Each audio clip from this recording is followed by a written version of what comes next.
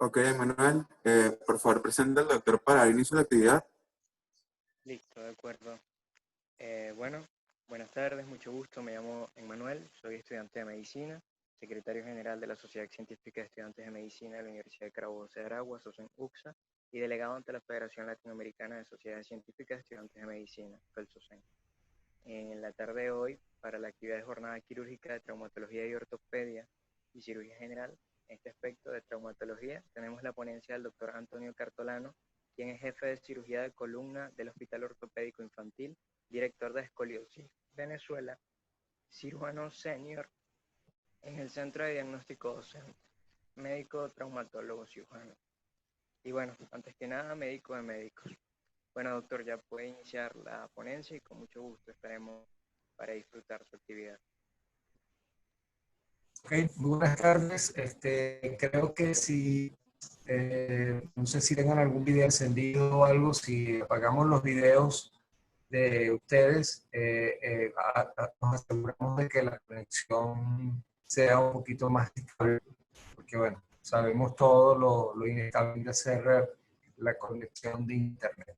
En principio, quiero agradecer la invitación del día de hoy a compartir con ustedes generación de relevo de la medicina venezolana.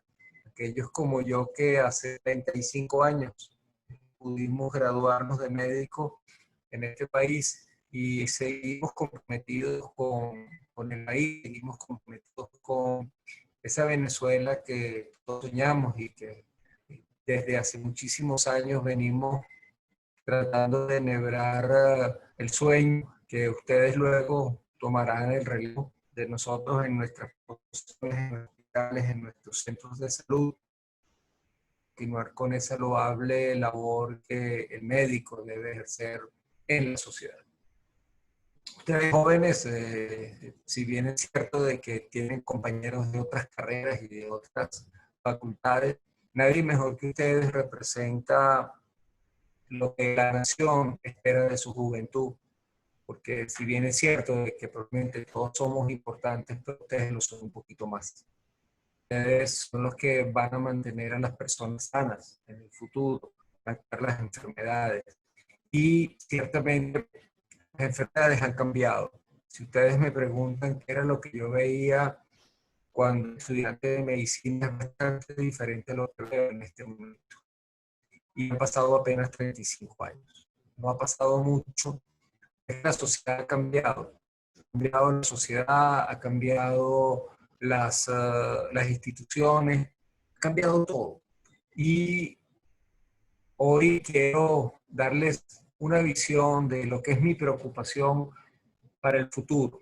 Y quiero sembrar en ustedes la inquietud de que probablemente nuestros pensum de estudios en medicina van a tener que cambiar también. Y van a tener que cambiar porque los fenómenos inherentes a la longevidad pesan en este momento sobre el planeta. Y quiero que hagamos un pequeño viaje a lo largo de esta situación que nos tiene para que podamos entender que los procesos degenerativos son uno de los grandes problemas que enfrenta la medicina moderna, quizás el más importante. Ustedes pueden llegar a pensar que es que en el mundo hay hambre, en el mundo hay hambre, ¿cierto? Hay desnutrición, pero no hay hambruna. Pueden quizás pensar de que la violencia es uno de los males de la humanidad. Pues la verdad es que en este momento el mundo tiene el momento más pacífico de su historia, aunque ustedes piensen lo contrario. Pero los libros de historia, si nos remitimos a ellos, nos van a dar la razón en lo que les estoy diciendo. Y aún así, procesos infecciosos. Ustedes, pero todos vivimos en medio de una pandemia. Sí, es verdad, vivimos en medio de una pandemia. Pero si ustedes recuerdan cuál fue la última gran pandemia de la humanidad, esta última gran pandemia de la humanidad fue hace más de 100 años y costó aproximadamente 50 millones de vidas. Esta pandemia que estamos viendo en este momento, el coronavirus, va alrededor de los 800.000 personas. Vean cómo de alguna manera los grandes procesos de un futuro pasado deterioraban la longitud de vida, la longevidad de las personas, han sido superados de alguna manera gradualmente por la ciencia, han sido superados gradualmente por nosotros los médicos, han sido superados gradualmente por aquellas modificaciones que hemos hecho sobre el planeta Tierra, que a pesar de que pudieran pensarse de que fenómenos como el calentamiento global, como el deterioro de la economía, pero ciertamente vivimos la era más esplendorosa de los seres humanos. Y hoy vamos a dar un pequeño video para que puedan comprender por qué afirmo de esta manera lo que estoy diciendo.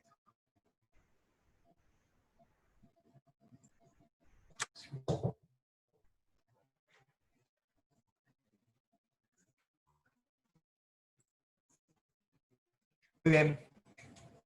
Por miles de años, tres fueron los grandes problemas de la humanidad. Fueron las hambrunas, la epidemia y la guerra. Y ustedes pueden, como les decía, pueden llegar a pensar que, doctor, pero son problemas que no están superados. Pues en buena medida, más allá de que vivimos en medio de una pandemia, una parte de esos problemas realmente han sido superados. Por generaciones, rezamos a dioses, santos, creamos utensilios, instituciones, sistemas sociales, pero las epidemias y los conflictos bélicos seguían cobrando millones de víctimas. Rezamos a los dioses, cada quien en su cultura, en cada uno en su momento, pidiendo por favor que cesaran las guerras, que cesara el hambre, que cesara la enfermedad. Y sin embargo, por miles de años, la humanidad tuvo que seguir enfrentando las hambrunas, tuvo que seguir enfrentando las epidemias, tuvo que seguir enfrentando la guerra. Ejemplos hay en la historia de la humanidad muchísimos. La gran contribución que hizo América a Europa fue algo tan sencillo como la papa. Y dirán, bueno, ¿y por qué la papa? La papa libró a Europa de las hambrunas. Cuando los europeos llegaron a América, se llevaron la papa a Europa, y la papa tiene una particularidad que aún en invierno los cultivos no se destruyen. La papa crece bajo tierra. Y logró la papa aportar un aporte calórico importante en la dieta de europeos, y eso permitió ir saliendo gradualmente de las hambrunas, porque no es lo mismo, hijos, de desnutrición que las hambrunas. La gente moría de hambre. Entonces pasaban a la inanición permanente durante semanas, hasta que finalmente morían de hambre. Hoy día ciertamente hay lugares del planeta poco favorecidos, hay naciones, países, y probablemente uno de los países seamos nosotros, donde la desnutrición proteíno-calórica ha hecho, digamos, presencia en nuestra sociedad y en otras sociedades del mundo, pero en el mundo hoy día no se muere de hambre. Realmente es todo lo contrario. De hecho, por primera vez en la historia de la humanidad, más gente muere por comer mucho que por comer poco. En sus estudios de medicina, la primera causa de muerte en el mundo son las enfermedades cardiovasculares, no es el hambre, ni las enfermedades derivadas del hambre. De hecho, ni siquiera son las infecciones la primera causa de muerte en el mundo. Y las enfermedades cardiovasculares están ligadas a la obesidad, a la alteración de los lípidos sanguíneos, ¿verdad? A la diabetes mellitus. 10% de la población mundial es diabética. Y eso es una cantidad que gira alrededor de los 800 millones de personas. Se vean ustedes cómo el fenómeno de la alimentación ya no es un problema. Ciertamente pues ido superando gradualmente este tipo de cosas, y es tan así que quedó tan arraigado, era tan arraigado el sufrimiento de las generaciones pasadas por estos tres flagelos, la epidemia, que inclusive esta gente se llegó a resignar en un pasado. Llegamos a pensar que esta trilogía fatídica era parte de un plan, o sea, estábamos destinados a que eso ocurriera, que era parte de nuestra naturaleza imperfecta, y que solamente el final de los tiempos iba a librar de esta trilogía fatídica de hambre, guerras y hambrunas. Pero ya en el tercer milenio hemos logrado controlar la desnutrición, las infecciones y la guerra. Y por supuesto, si bien es cierto que no tenemos resuelto todos los problemas, y muestra un botón el tema de esta pandemia que estamos viviendo, ciertamente dejaron de ser fuerzas de una naturaleza incomprensible para nosotros, intratable. Comprenderán que para una persona que vivía en el año 1800, hablar de un virus, hablar de una vacunación o hablar de un tratamiento de algo que simplemente es inexplicable. Eran fuerzas incontrolables de la naturaleza las que en un momento se cernían sobre una sociedad. Cuando Hernán Cortés llegó a México,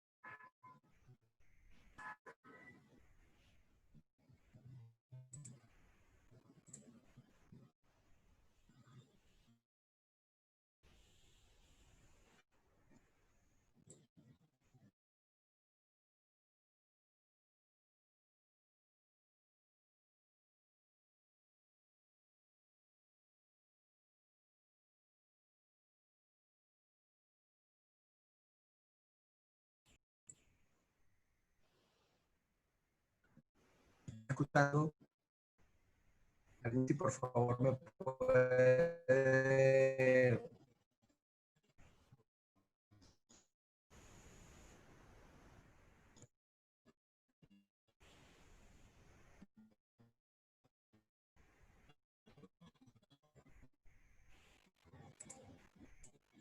Emanuel, ¿me están escuchando?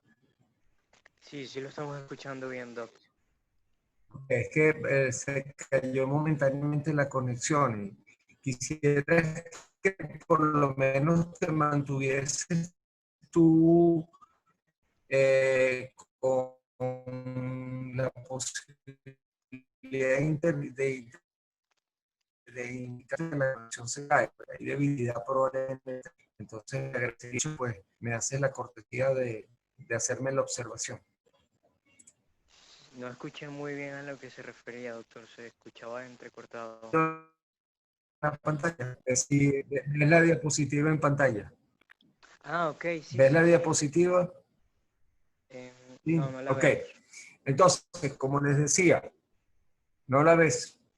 Ahora se está cargando la pantalla. Vamos a ver. La señal también está fallando un poco acá.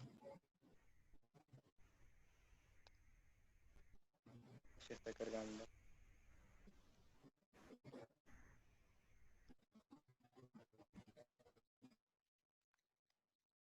Listo, ya se está cargando, doctor. Ya se ve.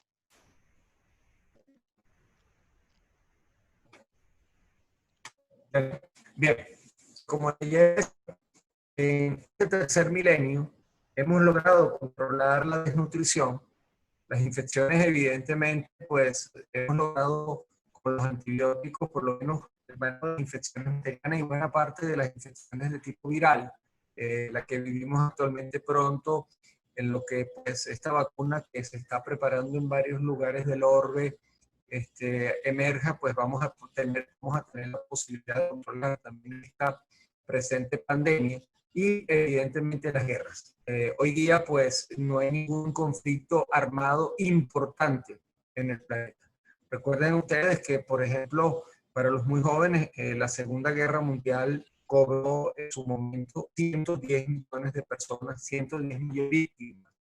Ningún conflicto armado hoy día en el mundo que esté abierto suma esa cantidad de esos y de personas muertas o heridas. Entonces, Ciertamente, como les decía, si bien no todos los problemas resueltos, estas tres flagelos, la guerra, el hambre y la desnutrición, dejaron ser fuerzas de una naturaleza incomprensible y tratable para ser posible manejarlos. Y lo hemos logrado y con éxito.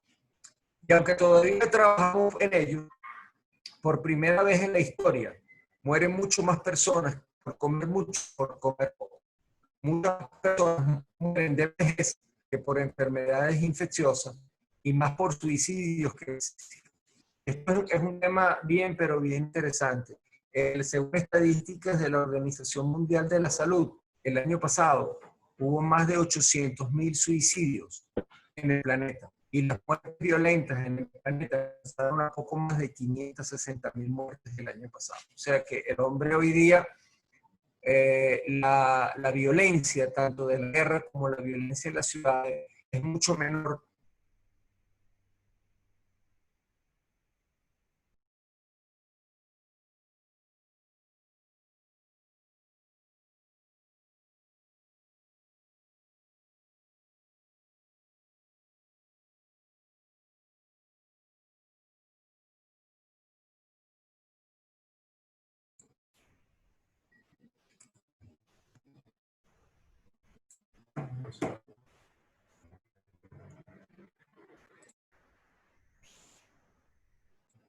Eso sí.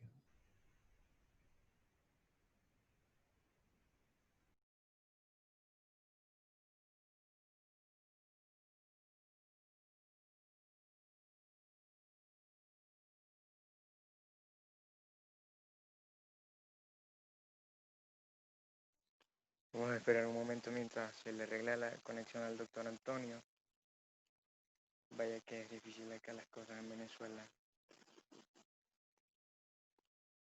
Junto al doctor Antonio coloque la pantalla de nuevo. Seguimos con la conferencia. Manténgase ahí al tanto, por favor.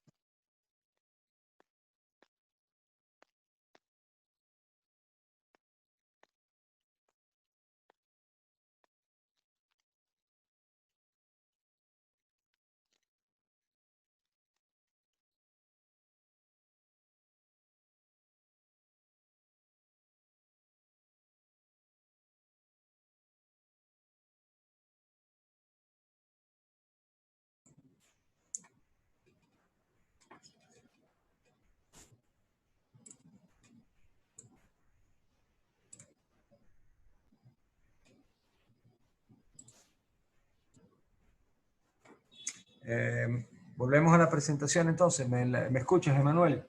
Sí, lo escucho muy bien y se ve Okay. excelente. ¿Se ve la diapositiva? Sí, se ve excelente. Okay. Vamos a ver si esta vez tenemos más suerte. Buscamos otra conexión de internet a ver si nos mantiene más estable la conversación. Entonces, como les decía, el año pasado hubo más suicidios que muertes violentas, tanto en campos de combate o en la violencia en las grandes ciudades del mundo. Lo que es auténticamente cierto es que en este momento somos 1.800 millones de personas en el planeta y la expectativa de vida pasó de 40 años a principios del siglo XX a 72,04 años en este momento. Fíjense ustedes que es impresionante como en apenas 120 años prácticamente duplicamos la expectativa de vida. ¿Y por qué se duplica la expectativa de vida? La expectativa de vida se duplica primero, evidentemente, por el control de las infecciones, la vacunación, la aparición de los antibióticos, la disminución de la mortalidad infantil producto del control prenatal y postnatal, la aparición de especialidades médicas como la pediatría y puericultura, que permitió el mejor cuidado de los infantes recién nacidos. El hecho de que la salud pública en el mundo hubiese mejorado sustancialmente y los servicios de agua potable, la deposición discreta, la limpieza en líneas generales de la ciudad, permitió que todos estos factores sumados, antibióticos, mejor nutrición, más conocimiento de los valores nutricionales de los alimentos, la pediatría y el cuidado del recién nacido, los obstetricia y los cuidados de la madre, toda esa serie de factores sumados al contexto de un mundo más limpio y más sano, permitió que, a pesar de que tuvimos algunos encontronazos en el siglo XX, como fue el caso pues, de la gripe española de 1920 y las dos grandes guerras mundiales, la guerra del 15-18 y la Segunda Guerra Mundial, aún así, nuestra expectativa de vida prácticamente se duplicó en 120 años. Y eso evidentemente es algo espectacular, ¿no? Que eso haya sucedido, porque wow, nosotros si hubiéramos quedado con la misma expectativa de vida, probablemente yo ya no estuviera en este momento hablando frente a ustedes, porque les cuento como anécdota, miembro de la Academia Nacional de Medicina, el otro día estaba viendo un poco el cuadro de los fundadores, los cuadros que se encuentran en uno de los murales de la Academia Nacional de Medicina, y en la expectativa de vida de todos nuestros colegas que fundaron la academia, la mayoría de ellos murieron antes de los 60 años. Fue Luis Racetti quizás quien más vivió de todos ellos y apenas alcanzó los 63 años de edad. Era algo muy común, ciertamente, no llegar a los 60 años. Cuando yo tenía la edad de ustedes y era un estudiante de medicina, decíamos que una persona de 60 años era un anciano, era un viejo. Una persona de 60 años hoy en día es una persona activa, una persona que tiene muchísimo que dar. Inclusive no es infrecuente ver cómo hay personas de 80 años, de más de 80 años, que todavía trabajan y tienen una vida sumamente activa. Y eso evidentemente se lo debemos a esta evolución que hemos tenido en los últimos 120 años, que nos han permitido olvidarnos un poco de las infecciones, más no significa que no estén, pero tenemos cómo combatirlas. Hemos logrado mejores fuentes de producción de alimentos, hemos logrado una mejor distribución de los alimentos y hemos tomado conciencia de la violencia en el planeta y la importancia de la paz. Todo eso ha hecho que hemos alcanzado expectativas de vida que para nosotros eran impensables. Piensen ustedes que Alejandro Magno, por ponerles un ejemplo, conquistó el mundo a los 26 años y murió con menos de 40 años. Era muy frecuente que el rey de un país tuviese 30 o 32 años de edad y ya se consideraba una persona madura en la vida. Era poco frecuente que una persona sobreviviera más allá de los 50 años. Pero hoy día, pues es totalmente frecuente y común que las personas de 60 años y tienen una frente a ustedes en este momento que les está hablando, ¿verdad?, tengan una vida productiva, activa, que tengan mucho que dar y que nos permite alcanzar, ¿verdad?, metas importantes. El último premio Nobel de Medicina tiene 78 años de edad. O sea, que vean ustedes cómo la productividad del ser humano evidentemente se ha duplicado y más con este tiempo.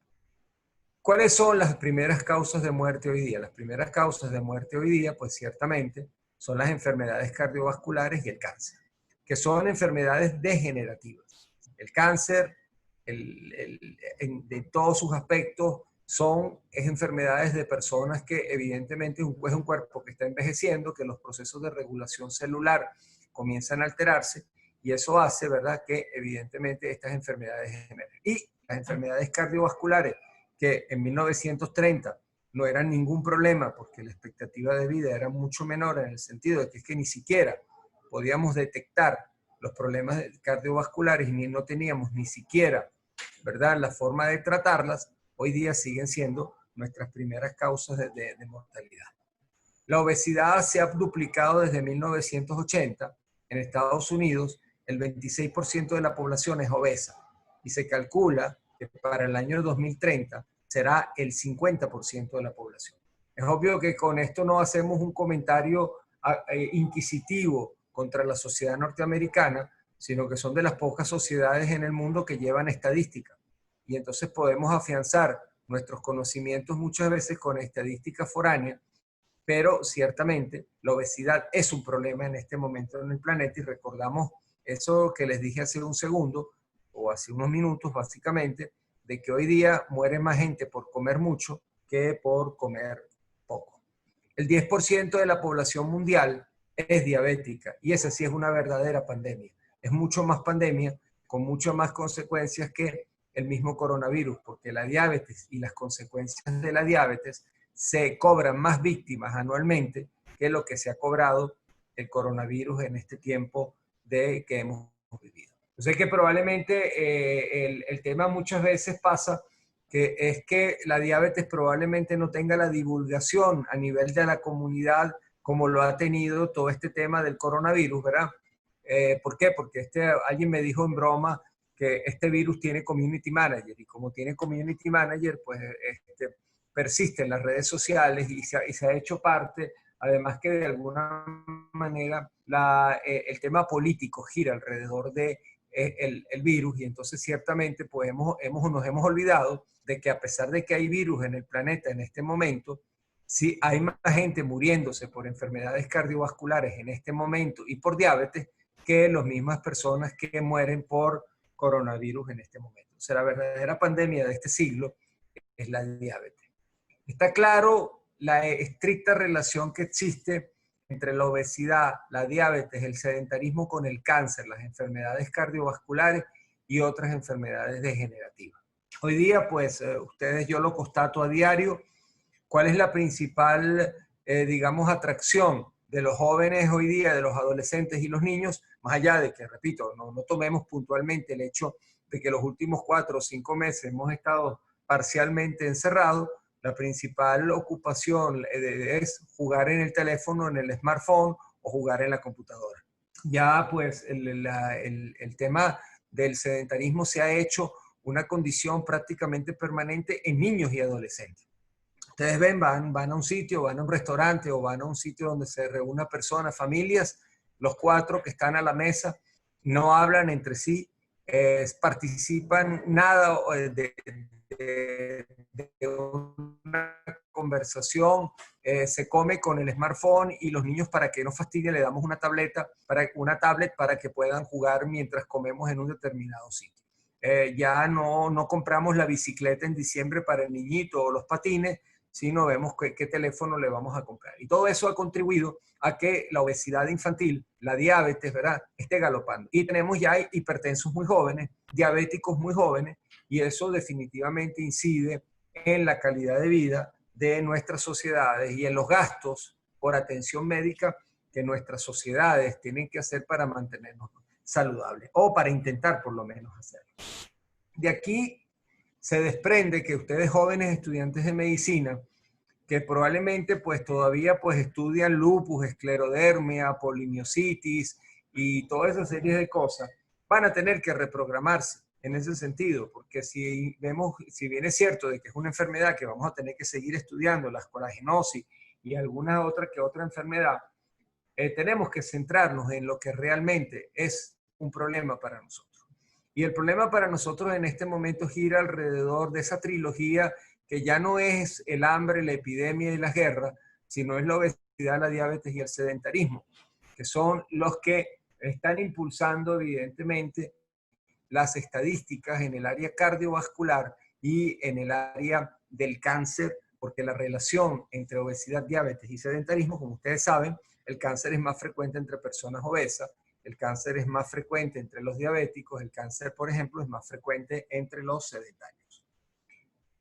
Es indudable que el incremento de la expectativa de vida es una realidad, pero ciertamente también es un problema. En este mundo, ahorita, hay más personas mayores de 60 años que menores de 15 años. Y esto es algo que vamos a tener que aprender a lidiar con ello. Usted sabe muy bien que en Europa, por ejemplo, países como Italia y España muy pronto, Francia está también en el margen, hay mayor número de decesos que de nacimientos vivos. De ahí en parte esta supuesta, benevolencia con la permisividad de los inmigrantes a Europa, porque sencillamente los países europeos como España, Francia, Italia, no tienen personas jóvenes. La primera oleada de coronavirus, ustedes la pudieron revisar y la vivieron y se dieron cuenta de que el coronavirus arrasó por lo menos en Italia con prácticamente una buena parte de la población por encima de los 70 años. Y lo mismo ocurrió en España. ¿Por qué? Porque son sociedades envejecidas, son sociedades con una pirámide social invertida, y esa pirámide social invertida va a tener que hacer cambiar el patrón de los estudios médicos y va a tener que hacer cambiar la forma como enfrentamos las patologías que ustedes como futuros médicos y ya o médicos jóvenes, que algunos seguramente están conectados, van a tener que en los próximos años mirar. Entonces, si bien es cierto que nos regocijamos, que vivimos mucho más, pero también es cierto que van a entrar en juego una serie de problemas para los cuales tenemos que preparar. Entonces, ciertamente, esto del envejecimiento, el vivir más tiempo, qué felices estamos porque realmente podemos vivir más tiempo, pero esto va a ir de la mano de los procesos degenerativos y va a ir de la mano de la enfermedad. Se sabe que el 92% de las personas mayores de 65 años tienen por lo menos más de una enfermedad degenerativa.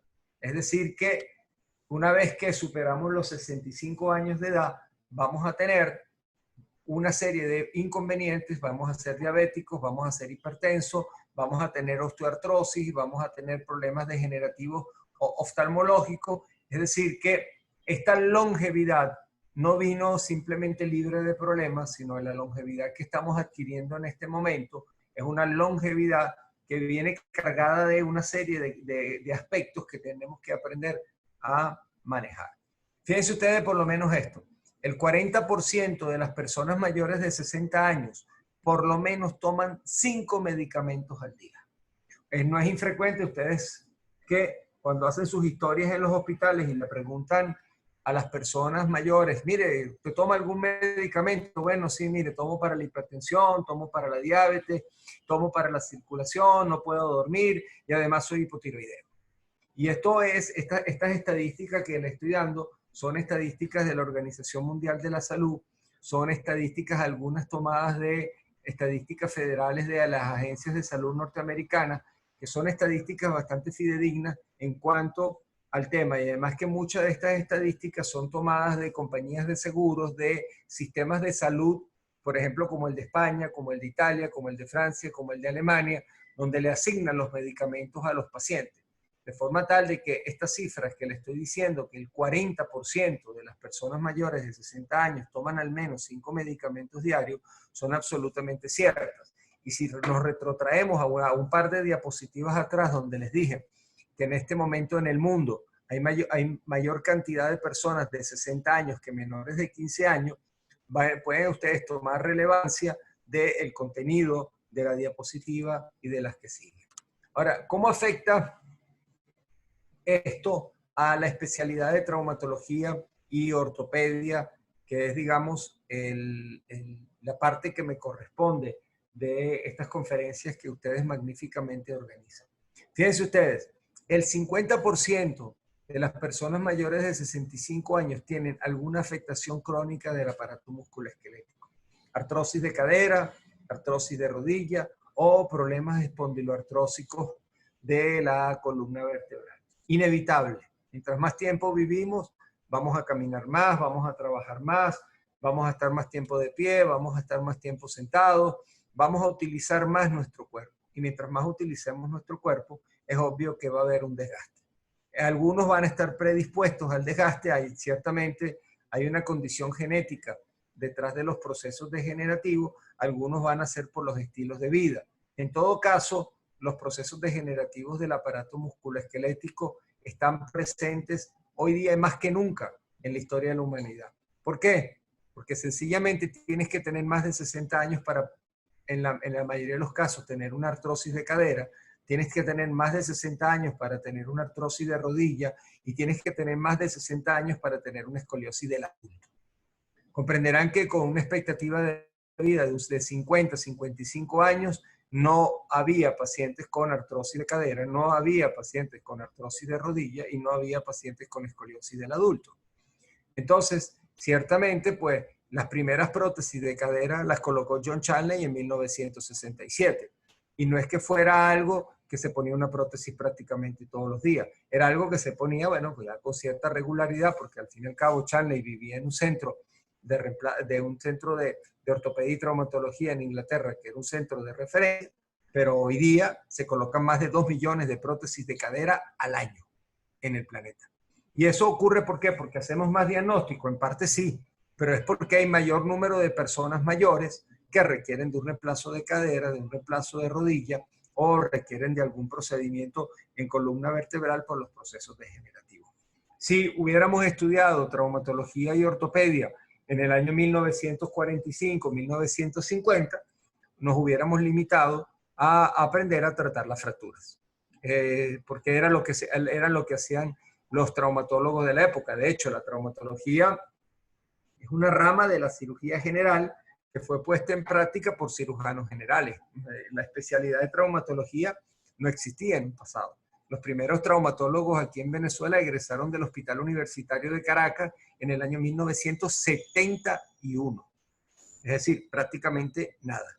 Menos de 50 años que hizo la primera promoción de traumatólogos. Entonces, ¿por qué? Porque era una especialidad que solamente era requerida en el caso del trauma. Los problemas, por ejemplo, de medicina deportiva, eso es un problema de hoy día.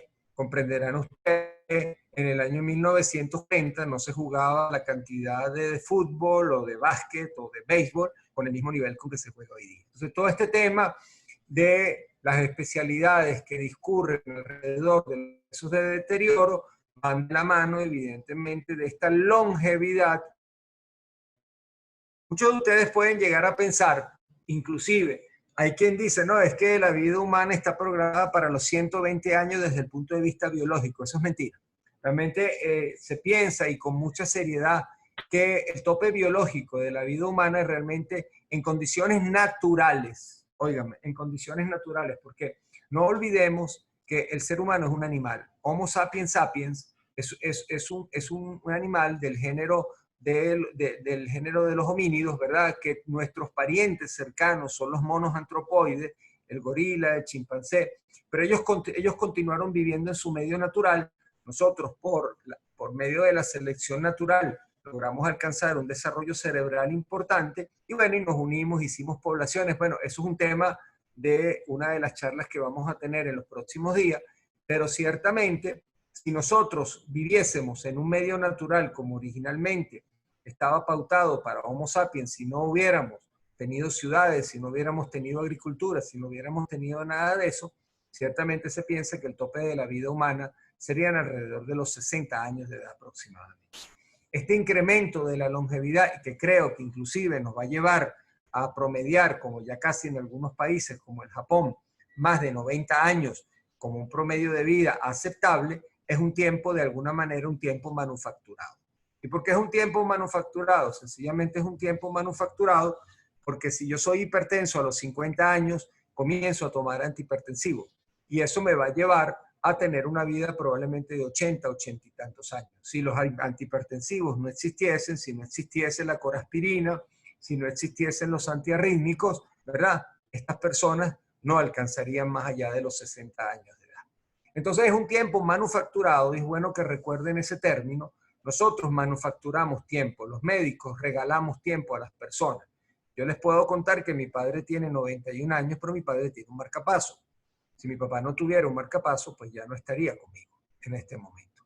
Entonces vean cómo hemos logrado manufacturar el tiempo. Cuando yo tengo una viejita como la que pueden ver en pantalla y se fractura la cadera, por decir algo, la mortalidad de una prótesis de cadera sin tratamiento es el 92%. Cuando yo a una viejita le pongo una prótesis de cadera, logro prolongar su vida en el tiempo y sencillamente esa señora que iba a morir consecuencia del deterioro que produce el encamamiento por una prótesis de cadera, va a sobrevivir y va a tener una vida muy larga. Es decir, que nosotros manufacturamos tiempo. En este momento los médicos, más allá de curar enfermedades infecciosas o tratar el trauma, ¿verdad? En este momento lo que estamos regalando es tiempo a nuestros pacientes, nuestros cardiólogos, nuestros endocrinólogos, nuestros médicos internistas, gastroenterólogos, oncólogos, nosotros ortopedistas, lo que estamos regalando es tiempo. Le estamos permitiendo a las personas vivir durante muchísimo más tiempo. Fíjense ustedes estos datos interesantes. El 55% de hombres y mujeres mayores de 50 años van a sufrir osteoporosis. Y el 50% de las mujeres mayores de 60 años van a sufrir alguna fractura por osteoporosis, como la que ustedes ven al lado derecho de su pantalla, donde ven múltiples fracturas por insuficiencia ósea, producto evidentemente de la osteoporosis, y de ahí esa dama que ustedes pueden ver caminando doblada en una actitud hipersifótica por una serie de sumas de fracturas por acuñamiento, por fracturas por insuficiencia ósea de la osteoporosis. La sarcopenia es otro de los grandes problemas que es. La sarcopenia es la pérdida de la masa muscular por el paso del tiempo. La sarcopenia va a afectar a todos los seres humanos, oigan este dato, por encima de apenas los 35 años de edad. O sea que si pensamos que a los 50 años tenemos unos músculos fuertes, estamos equivocados, porque el proceso de la sarcopenia comienza en los seres humanos a los 35 años y perdemos el 15% de nuestra masa muscular por década. De ahí viene este tema de la importancia de hacer ejercicio. El tema de hacer ejercicio no es un tema de fitness, no es un tema de mercadeo, no es un tema de verse bien. El tema es que perdemos masa muscular, joven. Y eso ocurre tan temprano como a partir de los 35 años. 15% por década. O sea que una persona a los 55 años de edad ha perdido el 30% de su masa muscular. Y esto es un gran problema porque la pérdida de la masa muscular es lo que te hace perder habilidades en la vida. Lo que hablamos de, bueno, es que la vejez es un problema, las personas pierden habilidades, pero es que no es la cédula la que hace que tú pierdas habilidades. Lo que hace que tú pierdas habilidades de desplazamiento, cansancio, dificultad para desplazarse, falta de agilidad, dificultad para poder tolerar un día completo de trabajo, es la sarcopenia. Es la pérdida de esa masa muscular porque es el músculo quien te lleva y te trae.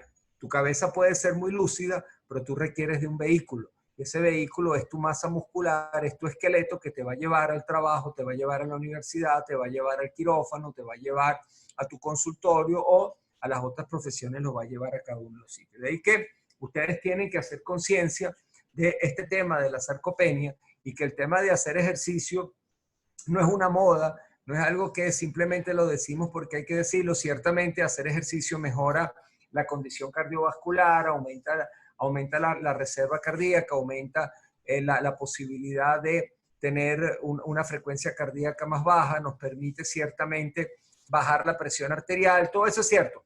Pero la importancia de la masa muscular es que la masa muscular es la que nos permite ser activos en la vida.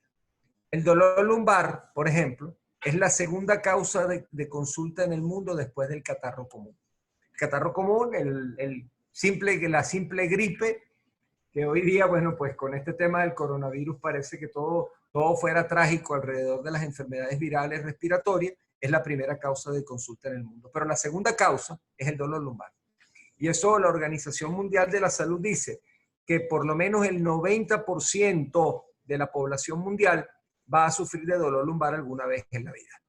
Y que no solamente va a sufrir de dolor lumbar el 90% de la población mundial, sino que van a requerir alguna forma de atención.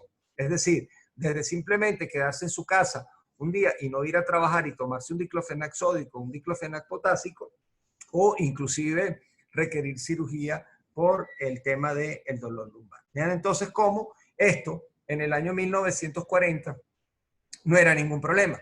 ¿Por qué? Porque con una expectativa de 50 años, 55 años de vida, el dolor lumbar no era un problema en el mundo, porque no había tiempo suficiente para que los procesos degenerativos tuviesen un proceso deleterio sobre nuestra columna vertebral que fuera motivo de un problema de prácticamente salud pública. El dolor lumbar es la primera causa de incapacidad en el mundo por parte del aparato musculoesquelético y es la primera causa de ausentismo laboral en el mundo.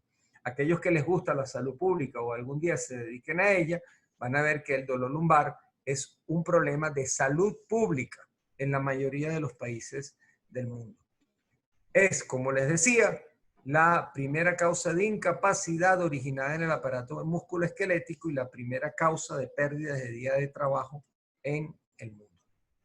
La primera causa de consulta por alguna condición degenerativa en las personas de la tercera edad es la artrosis y la artritis. No es ni siquiera la hipertensión. La primera causa de consulta, artrosis y artritis, y eso les habla de la importancia que tienen los procesos degenerativos dentro de las enfermedades del aparato musculoesquelético. Ya las fracturas pasaron a un segundo plano. Si ustedes ven inclusive, jóvenes, las estadísticas por accidente vial en el mundo, Bueno, por ejemplo, en Suecia, un accidente vial. Bueno, doctor, usted está hablando de los países escandinavos. Claro, los países escandinavos entendemos que es una especie de isla de la fantasía o tierra de la fantasía. En Noruega, Dinamarca, Finlandia, Islandia, un accidente vial es un acontecimiento. ¿Por qué? Porque ya no hay accidentes viales importantes en buena parte del mundo. La velocidad está controlada en la mayoría de los países de Europa. Los vehículos todos tienen una serie de aditamentos de seguridad que han reducido notablemente las lesiones y las muertes por accidentes de tránsito. Bueno, en Venezuela no es lo mismo, sí, pero es que el mundo no es solamente Venezuela. Más allá de que nosotros vivimos aquí y lo enfrentamos, pero en Venezuela hoy, muchachos, hoy, hay más pacientes que consultan por procesos degenerativos del aparato musculoesquelético que por lesiones o fracturas originadas de accidentes, tanto laborales como accidentes de tránsito. Ciertamente, la documentación antropológica sobre enfermedad articular nos permite llegar inclusive hasta el hombre prehistórico. En los milenios pasados, poco podía hacerse por una articulación artrósica. Ciertamente, si tú en 1890 tenías una artrosis de cadera, cosa muy rara, porque no había edad como para tener una artrosis de cadera, no podías hacer otra cosa que descansar y usar un bastón. Era lo único que podías hacer. De hecho, sin ir muy lejos, en 1965 no hubieras podido ponerte una prótesis de cadera, porque sencillamente no había prótesis de cadera en 1965. Ya los Beatles eran harto conocidos en el mundo entero, los Rolling Stones también, pero fíjense, no había prótesis de cadera. Ya habíamos volado al espacio, ya los rusos y los norteamericanos iniciaban la carrera espacial, pero no había prótesis de cadera. Y la prótesis de rodilla fue de finales de los años 70. O sea que igual habíamos ido a la Luna, porque si ustedes recuerdan, la llegada del hombre a la Luna fue el 25 de julio de 1969. Esa fue la primera transmisión por satélite por televisión. Y sin embargo no podíamos colocar una prótesis de rodilla, porque sencillamente la artrosis de rodilla no era un problema que motivase al estudio y el desarrollo de un reemplazo de rodilla. Los tornillos que yo coloco en la columna vertebral por enfermedad degenerativa o por escoliosis comenzaron a utilizarse en el año 1992. Prácticamente nada. Poco más de 20 años. ¿Por qué? Porque sencillamente no era una prioridad. Cuando yo ingresé al hospital ortopédico, para nosotros columna eran las fracturas o las escoliosis, pero nosotros no operábamos procesos degenerativos, sencillamente porque no había suficientes pacientes que hiciesen presión sobre el sistema de salud que hiciese que yo u otros científicos pues estudiásemos la posibilidad de desarrollar un sistema para patologías degenerativas de columna vertebral. Como les decía, pues el reemplazo de cadera desde los 60, el de rodilla de los 70, se convirtieron en el estado del arte en el tratamiento de la artrosis de las articulaciones.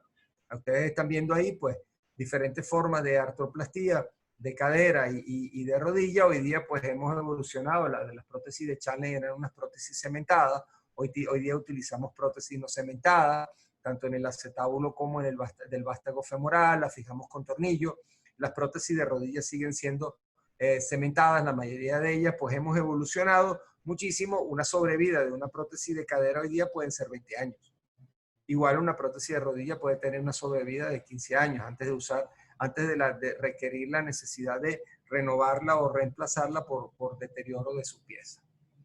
El reemplazo más común es el reemplazo de cadera y lo sigue el de la rodilla en una proporción de 1 a 0.6. Es decir, que por cada prótesis de cadera colocamos 0.6 prótesis de rodilla, y en el mundo se realizan más de 2 millones de reemplazos de articulaciones anualmente.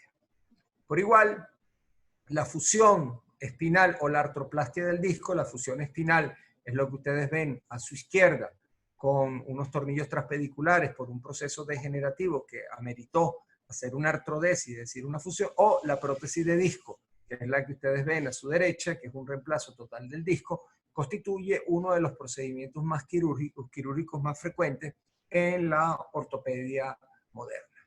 ¿Qué es la degeneración? La degeneración es el estado patológico de la materia viva que se manifiesta por modificaciones visibles de su composición química, física y morfológica, con pérdida o reducción de sus cualidades específicas, estructurales y funcionales, por tanto, sufriendo su metabolismo, desarrollo, adaptación, reparación y regeneración. Hoy día trabajamos en la reparación y probablemente en un futuro en la regeneración. Hoy día todavía no podemos hablar de regeneración, si bien el uso de, por ejemplo, en el aparato musculoesquelético de estromales mesenquimales, ¿verdad? Nos ha permitido, ¿verdad?, lograr una serie de avances en la patología musculoesquelética, pero todavía el uso de las terapias biológicas en regeneración está en pleno estudio. Lo que sí es que hemos avanzado muchísimo en los procesos reparativos con el uso de los factores de crecimiento y algunas formas, ya les repito, de tratamiento con estromales mesenquimales que nos ha permitido, por ejemplo, reparar cartílago articular y que se está trabajando en otras áreas de la regeneración tisular. La tecnología médica ciertamente está prolongando la vida de las personas más allá de los límites biológicos. Vean ese marcapaso implantado en el subcutáneo de esa persona a su izquierda. Igual, pues, las prótesis de cadera pues, nos ha permitido traspasar nuestros límites biológicos en ese concepto que les manifesté hace un rato, que es lo que llamamos el tiempo manufacturado. Entonces, ciertamente es importante comprender y entender que la vida humana pues se está prolongando de manera artificial, que nosotros lo estamos logrando, lo estamos haciendo bien como médicos, lo estamos haciendo bien como medicina, pero vamos a tener que cambiar, ¿verdad?, los patrones con que ustedes estudian, porque ustedes cada vez van a enfrentar menos niños, menos adolescentes y más personas mayores. Van a tener que trabajar más sobre enfermedades como el cáncer, como las enfermedades cardiovasculares, que el trabajo que vayan a hacer en una fractura de fémur, ¿verdad?, o en una enfermedad infecciosa. Como hacedores de milagros médicos, tratamos los síntomas de las enfermedades degenerativas y hemos emprendido el reto de buscar las curas para las dolencias que forman parte de nuestra herencia genética. Entonces, ya ciertamente estamos hablando pues de terapia génica, estamos hablando de ir a nuestro ADN, ¿verdad?, modificar nuestro ADN. No dudo que las generaciones por venir logren algunos avances significativos, como es el caso que, por ejemplo, la fibrosis quística del páncreas, que tenemos identificado dónde está los locus de los cromosomas, donde se encuentran estos genes que codifican la enfermedad y cómo de alguna manera ya hay enfermedades como la fibrosis quística del páncreas, la atrofia espinal, la enfermedad de Duchenne, de las distrofias musculares, en el caso les menciono algunas, del aparato musculoesquelético, donde ya podemos comenzar a actuar a nivel del genoma y permitir entonces buscar la cura de nuestras patologías. Médicos y científicos actuaremos contra los síntomas de las enfermedades. Además, atacaremos los procesos biológicos subyacentes que causan el envejecimiento y las enfermedades. Esos avances biomédicos, si lo logramos, reducirán las barreras biológicas que impidan la longevidad extrema. Pero bueno, el tema de la longevidad extrema es algo que bien interesante. ¿Quiénes vamos a poder o quiénes van a poder vivir cada vez más? Ahí caemos en el terreno probablemente de las consideraciones económicas, políticas, sociales. ¿Cuáles son los países que van a lograr una longevidad mayor? ¿Cuáles son aquellos países que, sumidos todavía en algunos problemas de sanidad pública, de alimentación, de educación, probablemente no accedan? ¿Habrá en algún momento dado un superhombre? ¿Es posible que manipulemos nuestros genes para lograr que las personas vivan 120, 130 años? Créanme que no es fantasía lo que les estoy contando. Empresas como Google, por ejemplo, tienen una división dentro de su grupo de empresas que estudian la longevidad.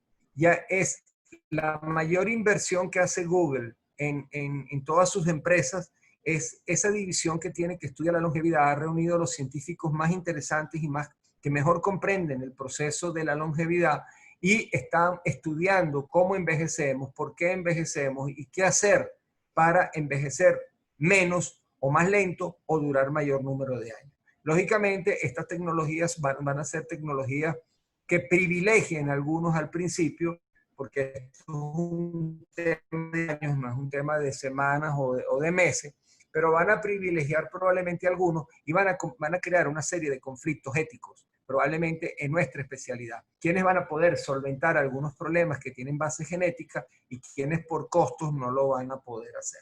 Pero ciertamente es probable que algunos me digan, bueno, es que la investigación científica no puede detenerse por esas consideraciones. Eso es cierto, la investigación científica no puede detenerse por consideraciones de ese tipo.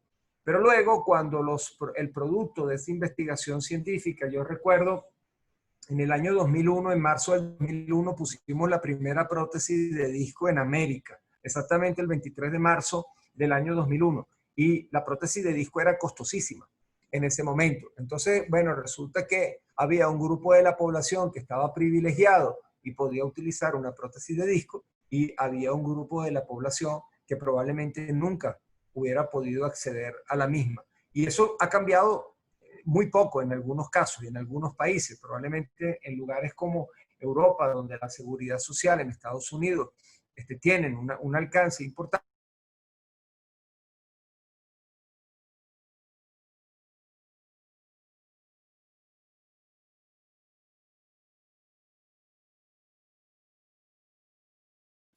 Cuando se evalúa la expectativa de vida, se evalúa la expectativa de vida de todo el planeta, no se evalúa la expectativa de vida de un país en particular.